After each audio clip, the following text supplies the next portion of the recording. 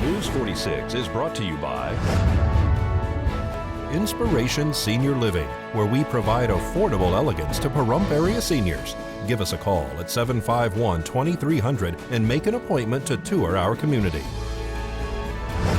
News is also brought to you by Smitty's Cards and Coins. Would you like to know what your collectibles are worth? Come by 2281 Postal Road, Unit 4, across from the post office. News is also brought to you by J.K. Nelson Law. Call 727-9900 today for your free consultation. If you need a lawyer, you need Nelson.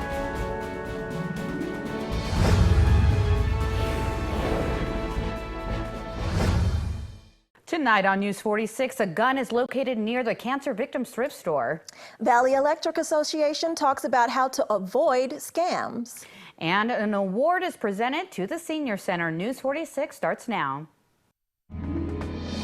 You're watching KPVM News 46 with Monique Mitchell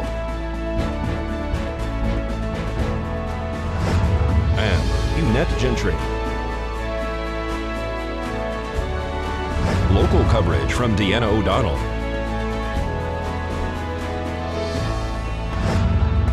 News 46, local coverage you can count on.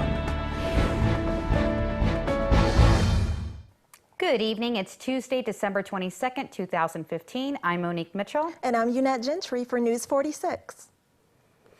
In a breaking news exclusive only here on News 46, a suspect's alleged weapon is found on his would-be victim's property. This as the suspect, Jeff Stevens, the Pahrump man who allegedly ambushed a Nye County Sheriff's Office deputy, then prompted a two-day manhunt, made his first appearance in court this morning. Teresa Campero called News 46 exclusively to report that the shotgun her estranged husband, Jeffrey Stevens, took to a local thrift store that she owns was found around 2 o'clock this afternoon in a grassy area near her store. The gun was reportedly covered with recently cut grass and weeds that was presumably stashed there by Stevens last Tuesday.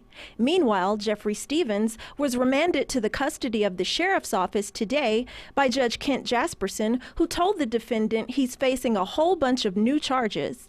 Stevens is now accused of resisting a public officer, disobeying a public officer, battery, and robbery. The 46-year-old was arrested after police searched for him for allegedly stalking and harassing his estranged wife, who had an extended restraining order put on the suspect.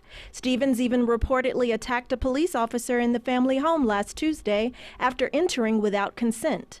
The suspect then took what's assumed to be this shotgun to a local thrift store that his wife owns, but Stevens fled on foot after he couldn't make contact with her. Stevens was finally tased and arrested last Thursday on Dahlia Street after assaulting another officer. Stevens was also recently held on drug charges and was out on bail. This morning, the district attorney's office commented on the severity of Stevens' charges. On the most recent charges for which Mr. Stevens was arrested, he is being held on standard bail.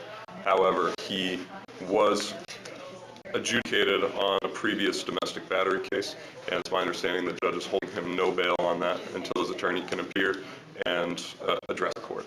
He's facing charges of battery on a protected person, violations of protective order, so they're all very serious.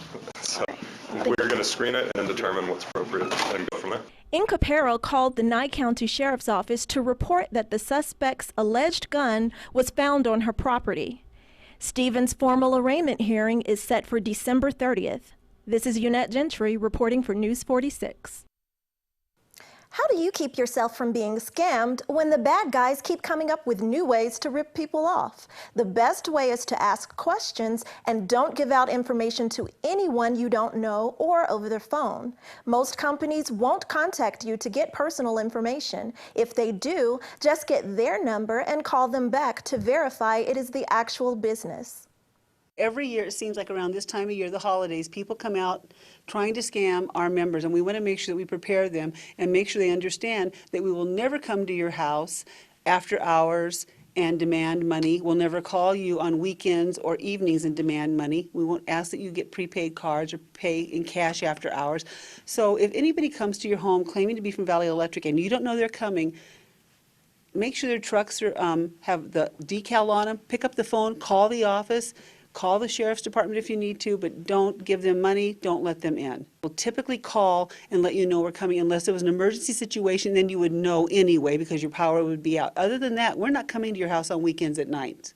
Because there were some situations where people were calling on the phone, asking residents to pay their bills, asking them to get prepaid Visa cards, right, to pay them. Yes, these people would call and they would give you a number and they would say, call back this number, you have to do a prepaid Visa card, or you have to go. We even had one person let us know that somebody told them they had to go to a location in North Las Vegas to make a payment. We absolutely will never ask you to do that, never. A resident had a person arrive at their home with a white truck, like Valley Electric has. Valley Electric would never just show up at your home. Not typically, no. And our vehicles are all very plainly marked for our linemen. Any of our technicians all have vehicles that are marked. Even our contractors have vehicle markers that say Contractors of Valley Electric Association. And I would say to anyone, if you have any bit of suspicion, pick up the phone and call Valley Electric Association. Do not let them in first. Call us first. Or call the sheriff's department, but don't let them in your home. They can just simply say, I just need to verify who you are, and because I know some people are a little afraid of being rude to the person. It's okay, you can be rude. It doesn't matter. Pick up the phone. This is your life. These are your belongings. So make sure that you're smart about those things. And never would we call you and ask you to give personal information in terms of social security numbers, bank account numbers. We're not going to ask for that information. They would never ask for that over the phone. Not in the evenings, not on weekends. If you call our office to set up certain things, then you might give us that. But you're calling us, you know who we are. We're not coming to your house and asking for that information. Never. And if you have a doubt, just say, let me call you right back, and then call Valley Electric Association. Exactly. You can always hang up the phone and call us. And safety first, take care of yourself, but call us at any time, and you can call Nye County Sheriff's Department. They are fully aware of the scams, and they are working with us to make sure that we minimize or get rid of these completely. What's the number here to call? The number is 775-727-5312. And the Sheriff's Office, 751-7000. Well, Lakeisha Holloway has been formally charged with murder with a deadly weapon and with one count of leaving the scene of an accident. Also, a felony after plowing into pedestrians, killing one and injuring 37 others on Sunday night. She faces a third felony, which is child abuse, neglect, or endangerment in connection with her small child's presence in the car. More charges are expected as the investigation unfolds. All right, folks, we'll keep it here because after this break, we're going to have more local news for you.